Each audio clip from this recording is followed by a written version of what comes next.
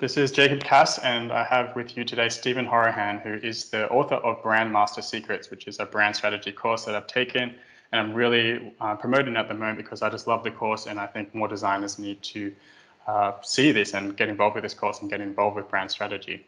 I sent out an email and some tweets and posts on social media asking you guys for some questions to ask Stephen and myself, and I've compiled them here for you today to answer some of the most frequently asked questions. And I think there's a lot of disconnect about what brand strategy is. A lot of discussion about what it is and what it isn't, and it means something different to everyone. And people may feel like it's not enough just to be a designer anymore. They may have to evolve to be a brand strategist. So I'm curious to hear your thoughts on this and how designers can get involved if they need to make the leap. Yeah, look, absolutely. There is a lot of misunderstanding about what brand strategy is, what it's not, what you need to be providing to clients, what you don't need to be providing. And, you're right, there are a lot of different perspectives and a lot of different opinions on it. But look, at the end of the day, you don't need to do anything regardless of what field you're in. If you are doing graphic design, if you're doing print design, brand design, UX design, whatever design you're doing, if you love what you do, if you enjoy what you're doing, and you're in the position that you want to be in, you're working with the clients that you want to work with, you're getting paid the money that you want to get paid, things are good in your area, then you don't need to change that. You don't need to become anything else. But if you are in a position where you're not working with the clients that you want to work with, you're finding that you want to be able to provide a better service. You want to be able to go the full gamut as far as brand strategy is concerned. Well, then, yeah, that's definitely an option for you to evolve in what you're doing. If you're designing a brand, then you are part of the brand building process. Now, how much of that brand building process you're a part of is totally up to you. You might just want to do the design part of the brand building process, but if you do start to kind of go out on your own and start building brands from scratch, then you're going to find yourself doing a lot more strategic work.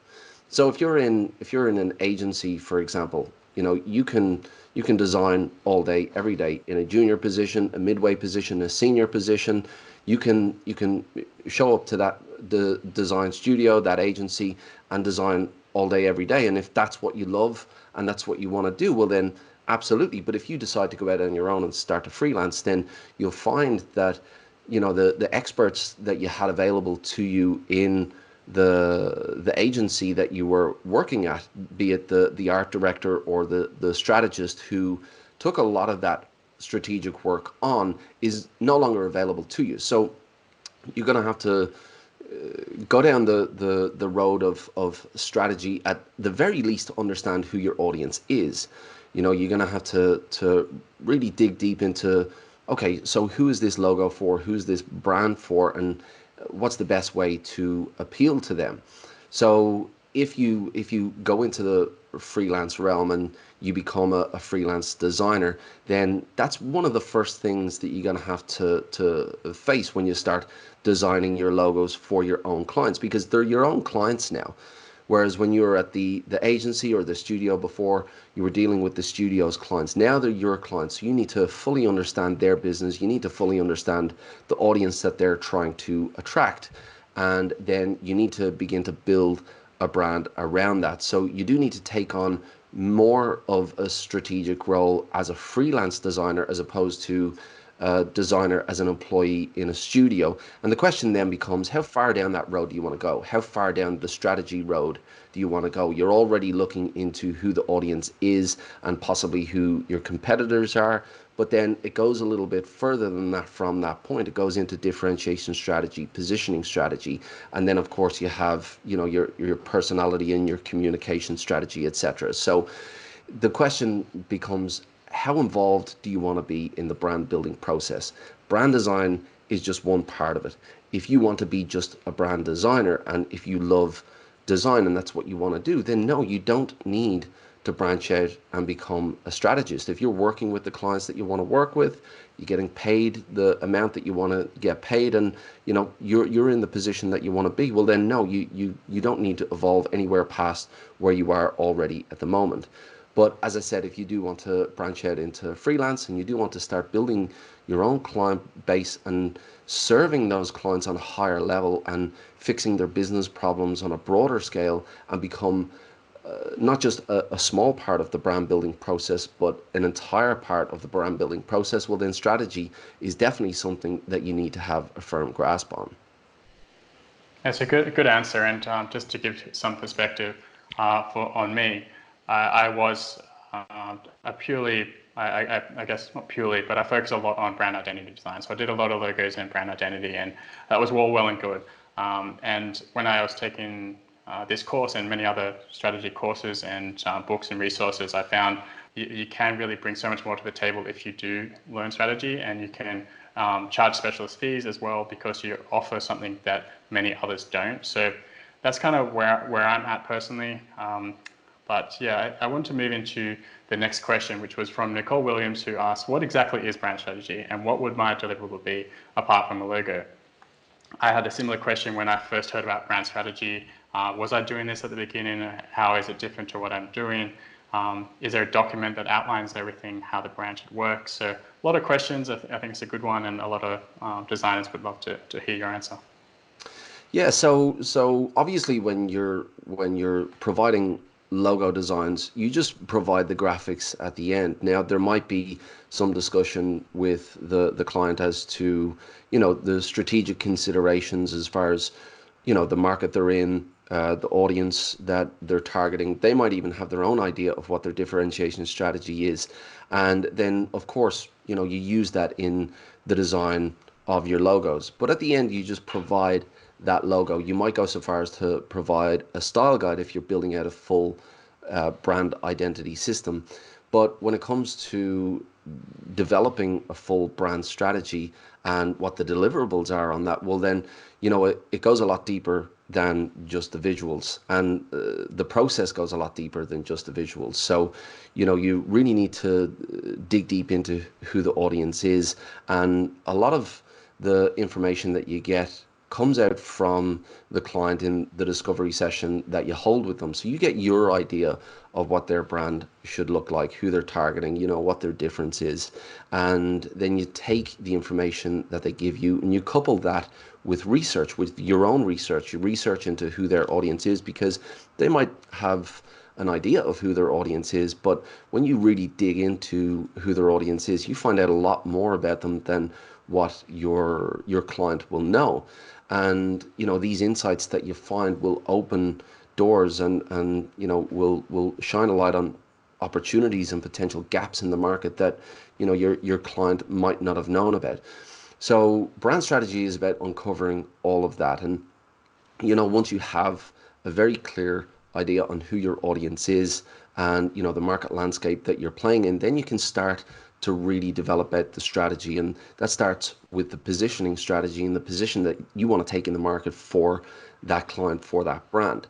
And everything else within the brand is built from there. You lay the foundations with who your audience is, you understand the market conditions, you understand your competitors, and then you start to build the rest of the branding blocks on top of that. Your positioning strategy, you start to develop your human brand personas. So your brand is not just a corporate entity, it's got a bit of personality about it. And then of course your visuals come after that, and you've got your communication strategy and maybe some storytelling in there as well. So there are a lot of different elements within a strategic brand, and the deliverables on that strategic brand is essentially the elements that you build. So you want to build all of those strategic elements up and document them. How is this brand going to behave? What you give to your client at the end is not just a guide to tell them how to use the visuals. It's actually a manual that they can use to go out and express their brand. So think of the deliverable as a brand management manual, something that they're going to be able to look at and understand, okay, well, this is our position. They're going to be able to understand, okay, well, this is how our brand is going to express itself through a personality, through a tone of voice, through the language that we use, through the communication framework. What have we identified as the core elements that we want our audience to understand about our brand, and how are we going to deliver those messages? What stories are we going to tell? So your deliverables is essentially a manual that you hand over to your client, which outlines every element of the brand and how to go out and express that brand, so the brand manager can open that and know how to send out messages into social media, through their email, through their everyday communication, through their advertisements. So that is the deliverable of brand strategy. You're not just handing them visuals, you're not just handing them design files and a style guide that says, you can't have the logo looking like this, and it can't be at an angle, and you can't use this color, you can't use that color. At the end of the day, a brand manager is not really going to apply that himself. He might hand that style guide over to another designer to, keep the brand within those style guides. But as far as expressing the brand is concerned, a brand manager would be able to use a brand strategy manual to go out and express the brand the way it has been determined in the strategy. So that is the deliverable, a manual to be able to go out and express the brand in the marketplace the way it has been determined in the brand strategy. Well said. Thanks for that insight. I think the next leading question would be from Bautista de Lusarreta. I'm sorry if I butchered your name, but he asked. I think, mate, I think you butchered it. The question is, how do we validate our brand strategy session? And so I'm guessing he's asking, how do you sell through strategy and the value of it? Yeah, absolutely. That's a good question, and when it comes to the clients that you deal with, so you're going to know the types of clients that you get, and if you get clients sending you inquiries saying, how much for a logo, well then, chances are you haven't positioned your own brand effectively enough, because you're setting your stall out as an everyday generalist designer, and everyday generalist designers don't have an edge in the marketplace, because everyday generalist designers are on every corner of the globe selling their services at all different price points.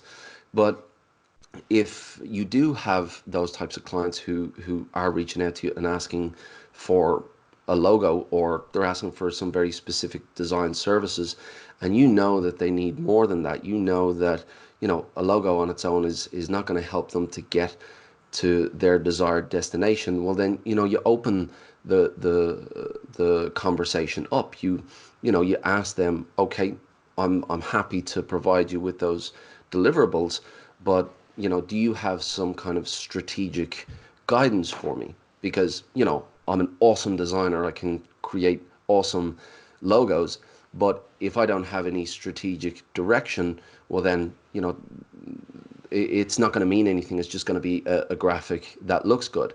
And that kind of opens up the question and gets them thinking, well, what do you mean? What do I need to give you in terms of strategic direction? You can ask them if they have a brand strategy that they can send you. Now, of course, they're not going to have a brand strategy. They're coming to you looking for a logo. But what it does is it opens up the conversation.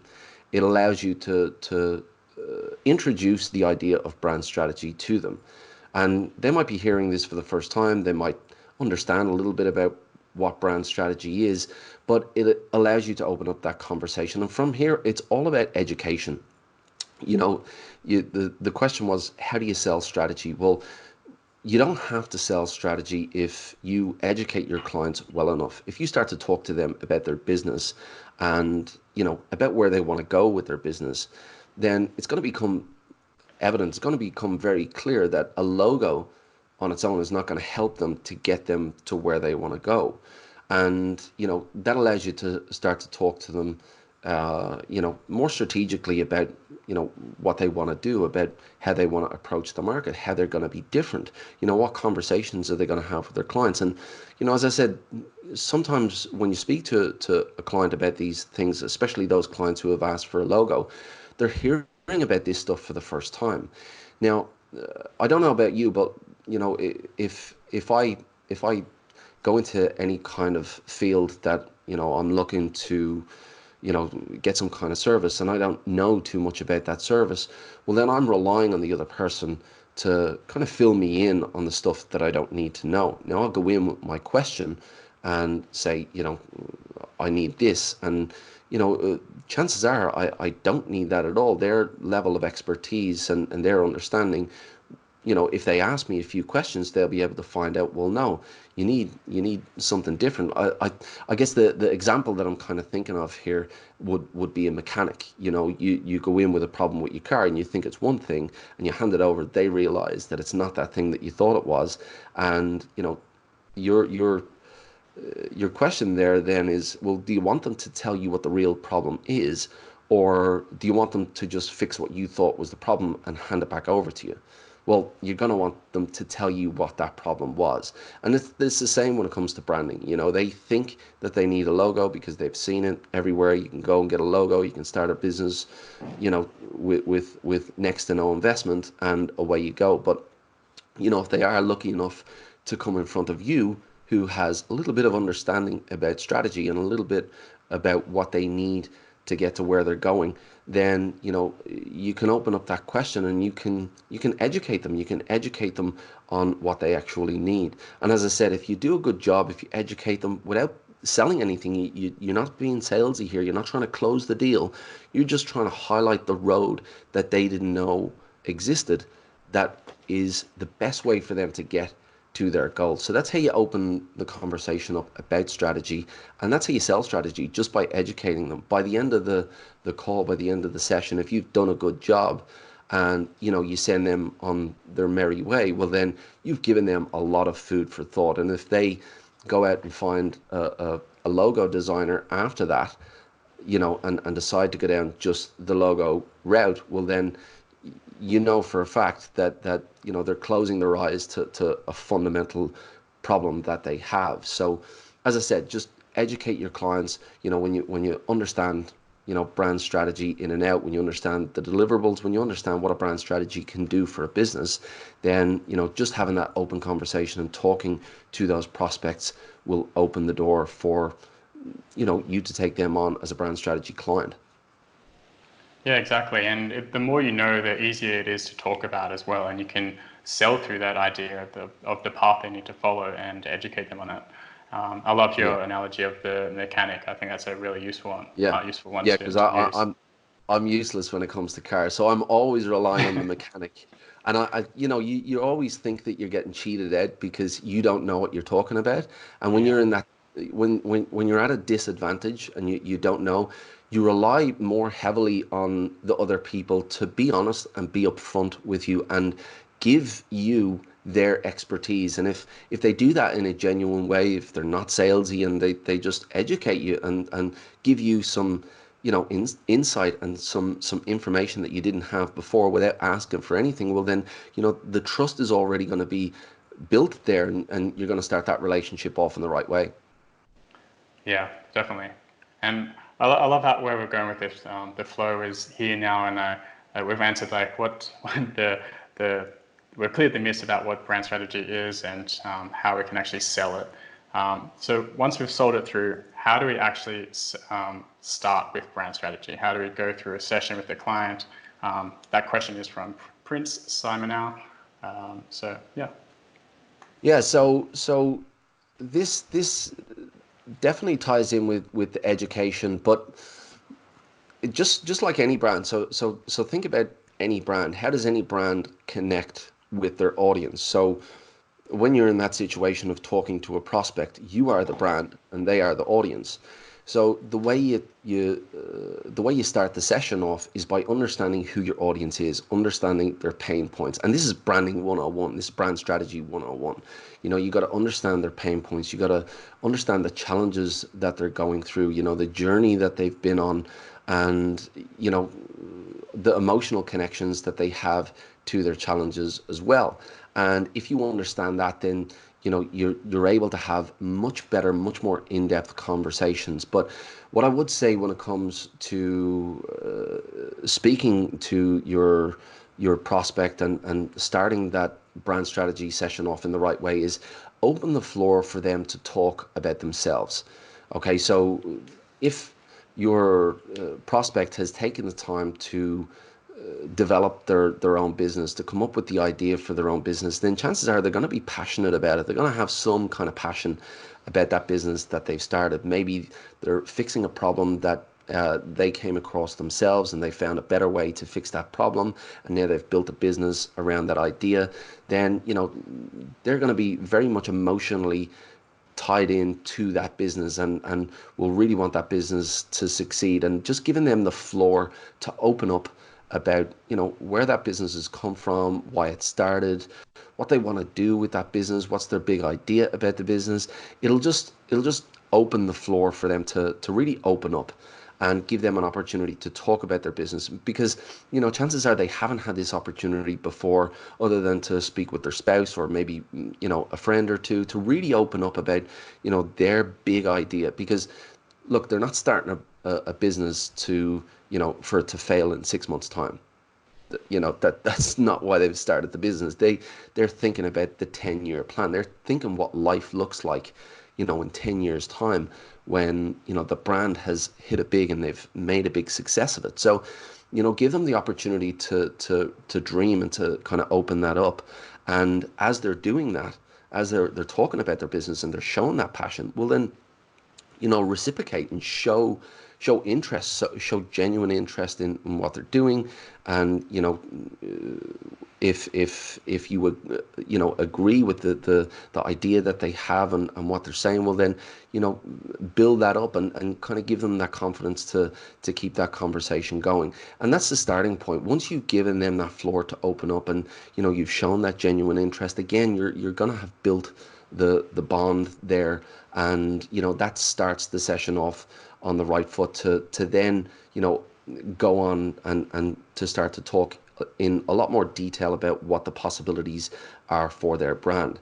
Now essentially you want to ask specific questions that will tie into the branding elements that you want to build. So you're going to ask them what their strengths are, and why why their customer would choose them over their competitors. And the answers that they're going to give will be their idea as to what their position might be, or their idea as to how they might communicate. And you take all of their input, and as I said, you couple that with your research, and then you put those two together, and that's where you begin to develop the individual elements of the brand strategy. But first and foremost, you need to open up that conversation. You need to give them the opportunity to talk about their business, and then follow that conversation up with education, with teaching them about the specific brand strategy elements that will be able to help their business to be successful. And it's going to become very clear if this conversation is done in the right way. If you give the right amount of value, it's going to become very clear to them that they're going to need more than just the visual identity that they came to you for. So yeah, giving them the floor to open up and to really think about their business as as this project that they have, this goal that they have to where they want to get to. And that it kind of removes the conversation about talking about a logo and having the conversation based around, well, yeah, I like this logo, I like this logo, I like this typography. It takes a step back and it looks at the bigger picture. And that's where the game starts. That's where all of the input starts, all of the ideas start to flow in terms of what you can do strategically with that brand. And that's where you gather all the information, and you start to set in place the groundwork for building that strategic brand.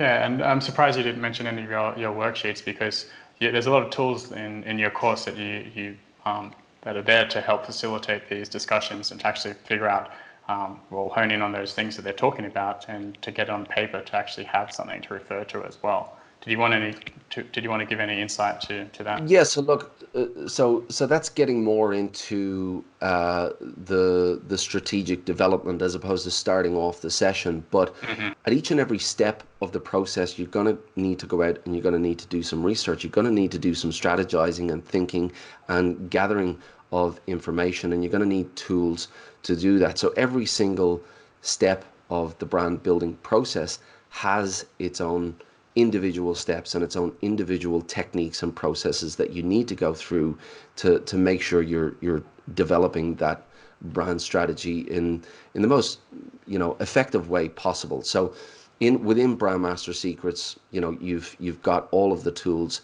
in which to do that. Every single brand element that you need to build, you've got the correct worksheets, you've got the cheat sheets, you've got the templates that you need. So it's simply a case of, step one, do this, step two, do this. And you've got the playbook within Brand Strategy Secrets as well. So, you're not wondering, do I need this worksheet now? Do I need that worksheet? You're going through the playbook and you're going step one, step two, step three. Step three, you need to refer to this workbook and you need to refer to this worksheet within this workbook. And this is what you need to go out and get. And then you need to bring that information into this worksheet. And this is how you start to build your strategic brand. There's a lot of elements that you need to build, and there's a lot of data that you need to gather. There's a lot of things that you need to understand. You need somewhere to collect all of that information. So those worksheets are, the foundation of building that brand. You really do need those worksheets. You need somewhere to gather all that information. So your brand strategies are consistent. You're not just jumping from one element to the next. You've got your processes, you've got your systems in place, and you're being consistent. And the more and more you do it, the better you become, and it just becomes second nature after that. Yeah, for sure. So once you do get into the course, you'll definitely understand everything Stephen's talking about. It may be a little overarching right now, but yeah, like you're saying, everything is step by Yeah, step, yeah. and Yeah, I was talking about it more before from an early stage from the starting off the discovery session. But as I yeah, said, once you get into it, it does get into a lot of detail, and there's a lot of individual steps. Not that they're difficult; it's not difficult. Brand strategy is not complex. It's just about knowing the process. It's about knowing the steps, and being able to recall what those steps are again and again, so it becomes second nature, and it becomes a lot easier. great. Okay, well, I think this leads into another question. I'm getting some difficult names here. This one, Rizna Rabino. So this one, they ask, I'm always told in branding workshops that in order to connect with your audience, your brand needs to have a personality. My question is, how do you find and develop the personality of your brand? Yeah, so look, that's a good question, and that's actually one of the first questions that I asked myself when I came across brand strategy. I wanted to understand all of the elements of building a strategic brand, and brand personality was one of them, and that's when I came across archetypes. So archetypes are a scientific framework that you can use to build out your brand personality. And essentially, you so archetypes were developed by Carl Jung. That was early 1900s, and they were a personality framework that breaks pretty much every personality up into 12 distinct personalities. And if you understand this framework and you understand the science behind it, then you're able to use it to first understand what the personality of your audience is, and then understand their desires, and then develop an archetype that is best suited to appeal to those desires. And that's where the starting point is for developing the personality of your brand, using archetypes, using the archetype framework to start off with your archetype and your archetypal mix. and I go into that in the course, using a combination of two different personalities. But that then is the basis for your personality. You want to go on and then develop that further in terms of giving your brand a tone of voice, a language profile, opinions, attitudes, so that when you go into the market with your brand, it feels like a real person. You're not communicating as a corporate entity. You know who this brand is. You know who the brand persona is, what their brand personality is, what their attitudes and opinions are. So when you're writing a piece of content, when you're, writing copy for your website, when you're, writing an advertisement, you're speaking in the voice of the brand, and that personality comes out. So using the archetype framework is where I start to develop my brand personalities, and it's what I teach as well. And it's a really useful framework. Great. Thank you for that insight. Juan, Carlzon also had a very similar question, so you could have some additional insights. Do you have any action tips on matching brand and audience archetypes? Yes. So you need to first understand who your audience is. So again, this goes back to the basics of branding, and one of the first steps you go through is to understand who your audience is. And when you start to really understand who they are, and again, there's a workbook for this, just like there is in every element, then there's very specific questions that you want to ask this audience. Now, you're not going to be able to ask them directly. You're going to need to pull these insights from the research that you do. But essentially, what you want to find out is what their overarching desires are. So what kind of personality are they, on a day-to-day basis? But then you want to look into the desires that they have based on the solution that you offer. So they have a want or need, and they have a desire around that want or need. And if you're able to understand the desire around that want or need and the desire of their overall personality, then you're able to really understand not just who they are as a person, but who they are in this particular situation. Because, the desire that they have in and around this problem that your brand solves is really, really important. If you're able to understand that, then you're able to tailor the personality around that desire. You're able to then tailor the communication framework around that personality as well. So getting down into who your audience is, with your demographics and your psychographics, that's just the starting point. I have seen articles out there that, the way to find your audience is by using demographics and psychographics. And this will just define who your audience is not. That's just the starting point. You really need to lift the lid then on the emotions that they go through, the journey that they're on, and what has led them to this point. And it's really when you understand the full picture, can you tap into the emotions that they're going through in and around the problem that they have. And that's really where you get to understand them. You really get to understand their desires there. And that's when you can kind of step back and go, okay, how do I appeal to that desire? So that would be my tip in building a personality using the archetypal framework, is to really get down into the bare bones of the emotion that they have attached to the problem. And look, emotions are broken up into your direct and your indirect conflict. So you've got your direct conflict, which is the consequences of not solving the problem that you have, and then there's your indirect conflict, which is the emotional consequences of not solving that problem. You might not be able to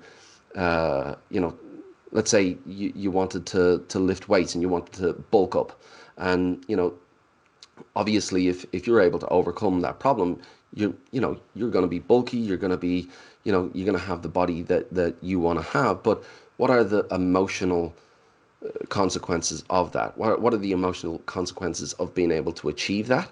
And what are the emotional consequences of not being able to achieve that? So really getting down into the nitty gritty of the emotional attachment that your audience has in and around the problem that you solve is really where you're going to pull out the best personality for your brand.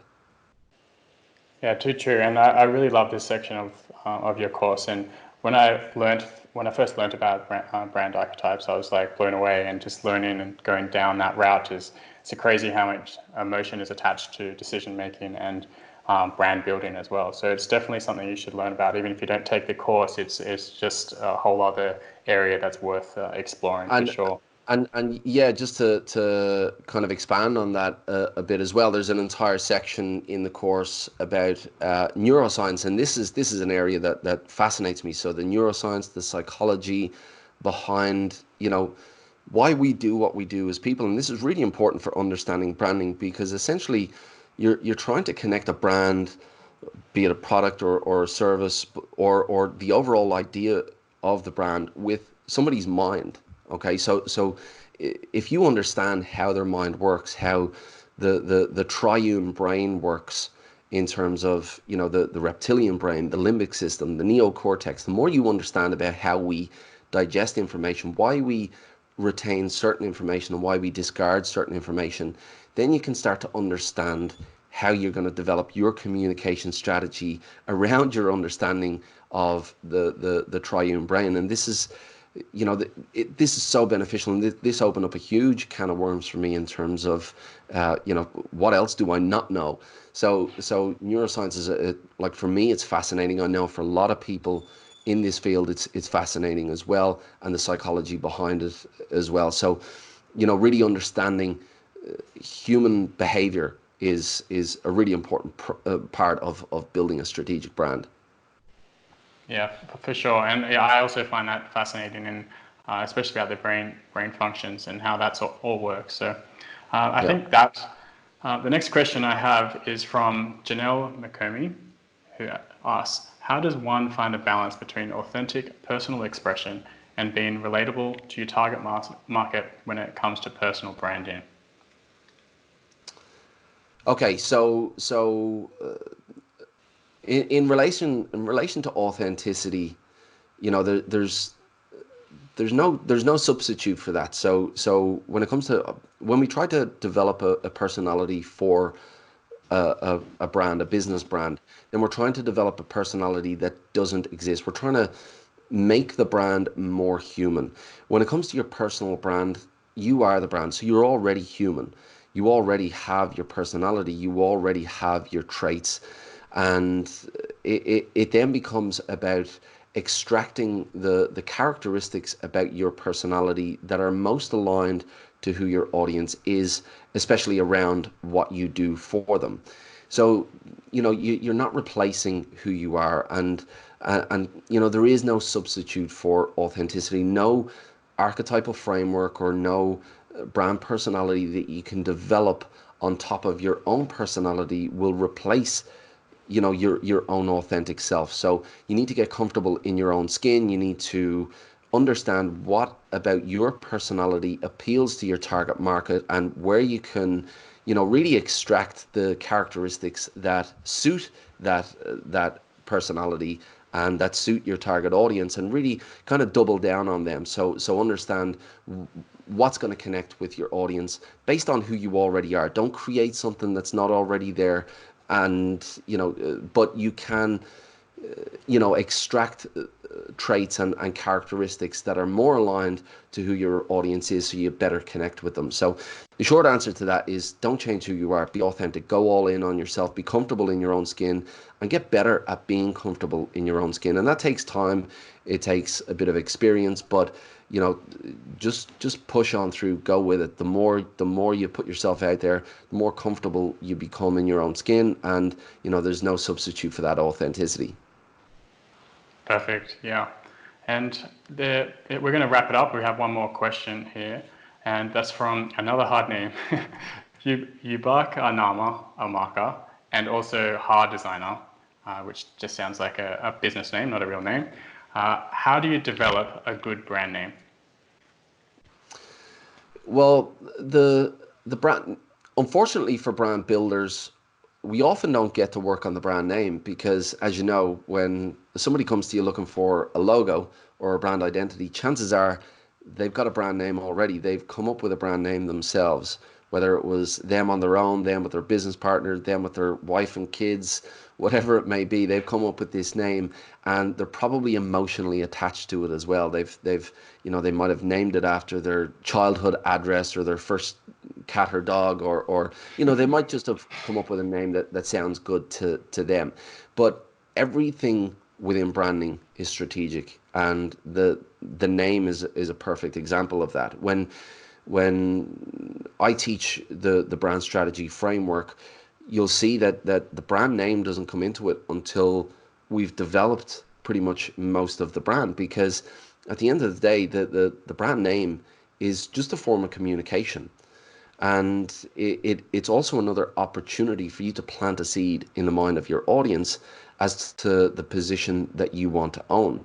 So if you come up with a brand name, or a brand owner comes up with a brand name, and then you go ahead and develop the strategy, then chances are that brand name is not going to be aligned to the brand strategy, or you're going to have to somehow adapt the brand strategy to fit the brand name. Whereas if you develop the brand name at the end of the brand strategy process, then you can use that as a tool, as a communication tool, to really focus in on the position that you want to own in the mind of your audience. Now, as I said, most business owners, when they come to you, they've already got that name there. They're emotionally attached to it. But if you can open up the conversation for them to change the name, and they're open to that idea, and you explain why as well. You explain that it's not just a name for the sake of it. It's a strategic tool that we use to plant a seed in the mind of our audience. Then they might be open to that. And as I said, once you understand the position that you want your brand to take in the market, you understand the value that your differentiation strategy offers your audience. You understand the pain points of your audience, everything they're going through, what they connect with their personality. Then you're in a much better position to be able to decide, okay, well, what's a good name for this brand now? So this kind of flies in the face of traditional brand building, and I know that most brand names don't get developed like this. But really, if you're able to hold off on that brand name development until you've gone through all of that and you're armed with all of that knowledge, then your brand name is just going to be a lot more strategic, and it's got a lot more chance of sitting in the intended place that you want to own in the mind of your audience. And that, tied in with the logo and the tagline, helps with that brand recall and helps to establish that position in the mind of your audience. For sure. And I think the running theme here is all about alignment, and that's really what brand strategy is all about. And I heard you say alignment a lot, and I think that's a great way to summarize this talk. And I really appreciate your time answering these questions, and super insightful. So, and if there are any other questions, let us know, and we'll be happy to help. So thanks again, Steve. Yeah, absolutely, no problem. And yeah, as you said, any more questions, whether you want to hit me up on LinkedIn, or hit you up on LinkedIn, or in your designers group, just hit them up on there. We might do another one of these sessions again, or we might be able to answer you directly. So thanks for having me on, and I'll chat to you next time.